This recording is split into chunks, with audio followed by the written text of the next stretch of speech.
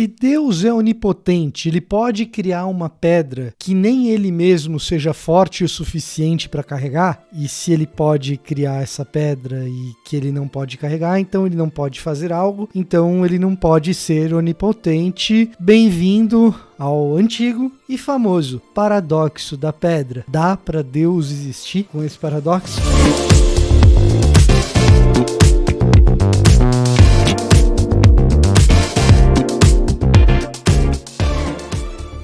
Eu sou o Victor Fontana, esse aqui é o meu canal, ele pode ser um pouco seu também. Para isso, basta que você se inscreva nesse canal, deixe seu like, seu comentário. Tudo isso é muito importante para esse canal chegar mais longe. Se você acredita naquilo que a gente faz, fica feito o meu convite também para você que acompanha o trabalho aqui há mais tempo, a se tornar um membro e também ajudar a gente ainda mais no trabalho que a gente faz aqui na internet de Bíblia, de teologia, e hoje apresentando esse paradoxo da onipotência ou paradoxo da pedra. Repetindo, a lógica qual que é? Se Deus é onipotente, ele pode todas as coisas. Podendo todas as coisas, ele é capaz de criar uma pedra que nem ele mesmo seja capaz de carregar. E se ele é capaz de criar isso, ele cria algo que ele mesmo não pode fazer. E, portanto, a existência de um Deus onipotente é paradoxal. Como eu disse, é o paradoxo da pedra, tão antigo quanto se pode imaginar, a ponto de nem mesmo a enciclopédia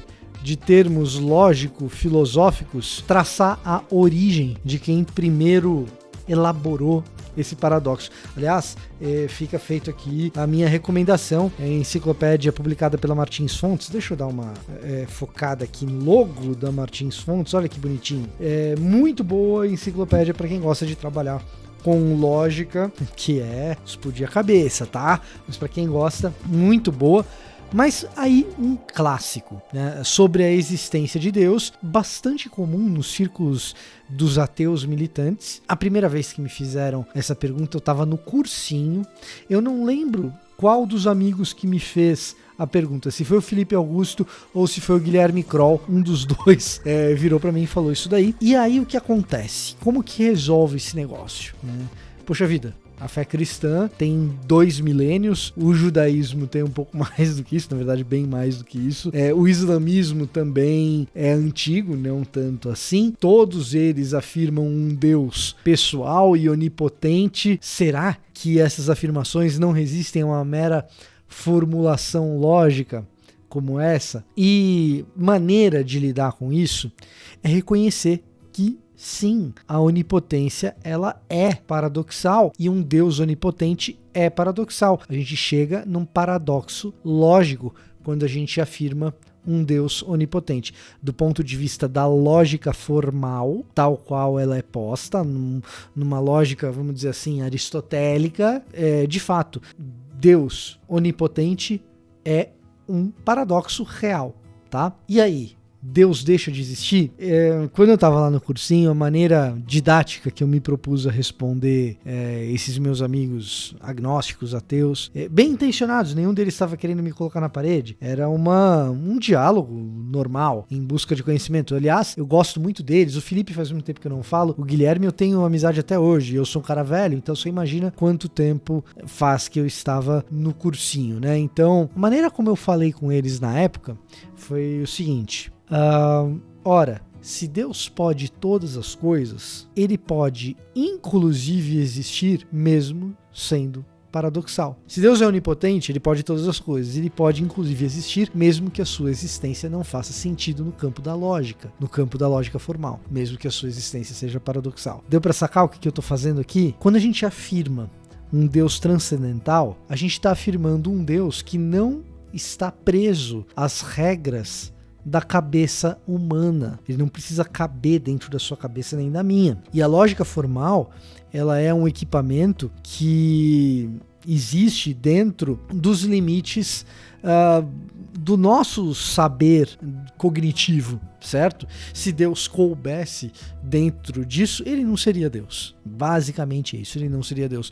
Então, quando a gente começa a trabalhar com a ideia de um Deus todo-poderoso, ele pode inclusive transcender a lógica, se ele é todo-poderoso. Deu para sacar? Mas eu não queria falar só sobre uma resolução desse caso, não.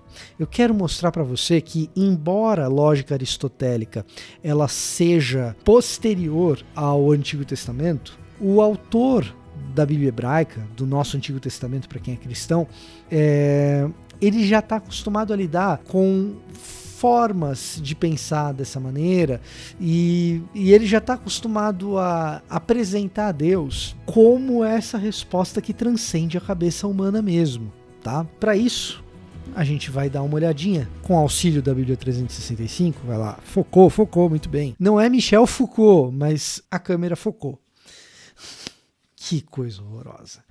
A gente vai dar uma olhadinha no texto de Jeremias, no capítulo 32, versículo 27. Você vai ver que Jeremias já começa a lidar com umas coisas muito interessantes aqui. Eu sou o Senhor, o Deus de toda a humanidade. Acaso alguma coisa é difícil demais para mim? E aqui a gente tem um texto clássico para se dizer a respeito do poder que transcende a imaginação de Deus. Eu sou o Deus de toda a humanidade. Veja só, essa afirmação aqui no Antigo Oriente Próximo é uma afirmação monumental, extraordinária. Por quê?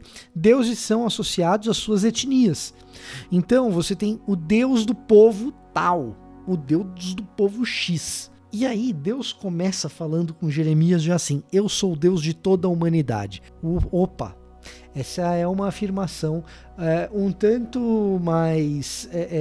fora da caixinha para o ambiente do Antigo Oriente Próximo. Não que ela seja inédita, mas ela não é exatamente o lugar comum. O lugar comum do Antigo Oriente Próximo é você ter os deuses dos egípcios, você ter os deuses de Ugarit, os deuses dos hititas, os deuses dos sumérios, né? E o Deus de Israel. O lugar comum do Antigo Oriente Próximo é isso, né?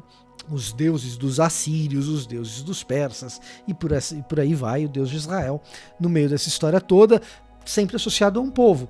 E aí o Deus de Israel chega e faz a seguinte afirmação: eu sou o Deus de toda a humanidade. Ali você já está vendo que Deus vai falar para Jeremias algo que quebra expectativas, que sai do lugar comum. E sai do lugar comum precisamente em relação à lógica desse ambiente cultural a respeito do que é Deus, de quem é Deus. Ele segue com a seguinte afirmação: tem alguma coisa que seja difícil demais para mim? Se eu sou o Deus de toda a humanidade? E essa é a afirmação da onipotência. Quando você lê os versículos subsequentes, você vai perceber onde Deus está querendo chegar. Deus não está falando que ele é onipotente para fazer um discurso lógico a respeito de quem ele é, ou uma teologia sistemática a respeito de quem ele é, e também não está dizendo que ele é onipotente para conferir bênçãos com todo o seu poder para o seu povo. Deus está dizendo que ele é onipotente porque ele vai fazer algo que surpreende o próprio povo dele e algo que não se está acostumado a pensar a respeito do Deus de Israel. Deus vai usar os babilônicos para punir os israelitas. Ou seja, Deus vai usar um outro povo. Que foi, Jeremias? Você acha que isso é difícil demais para mim? Não. Eu sou o Deus de toda a humanidade. A minha lógica não precisa ser a lógica da sua cabeça. Eu posso, inclusive, usar os babilônicos para isso. Então, o texto bíblico ele lida com essa ideia de um Deus que transcende aquilo que a gente imagina como lógico. Isso é relativamente comum. Em linguagem existencialista, da ontologia fundamental, se você quiser usar filosofia do século XX, é dizer mais ou menos o seguinte: essa história da pedra pertence a essa terra tangível, ao universo doente, doente, não a um universo doente, enfermo, não. A pedra, ela pertence a esse mundo natural e físico que a gente experimenta por meio das nossas sensações e que a gente pensa. E a nossa lógica também pertence a esse ambiente que a gente experimenta no mundo, né? O mundo do nosso pensamento e tal, pertence ao ente, é ôntico. Agora, Deus pertence ao metafísico, aquilo que está além das coisas naturais e físicas que a gente experimenta. Deus está no ambiente ontológico, essas coisas elas estão separadas. Então você fazer um questionamento ôntico a respeito de um ser ontológico é algo que não faz lá muito sentido. Então o próprio paradoxo da pedra, embora muito bem estabelecido e um paradoxo real, ele não diz muito a respeito da existência de Deus, porque Deus é mais do que ente, Deus é um ser. Tá, eu fui complicado? É Heidegger. Você lê lá Zion Zeit e você lê Ser e Tempo, e aí você vai entender o que eu tô falando ou não, tá bom? Mas o que eu tô querendo dizer é basicamente o seguinte: a própria filosofia oferece ferramentas para que a gente possa pensar que o paradoxo da pedra não é exatamente um tipo de resistência à existência de Deus. Não. O paradoxo da pedra, ele apenas mostra que Deus, se existe, transcende a lógica humana, está além daquilo que a gente é capaz de imaginar. E isso é absolutamente bíblico.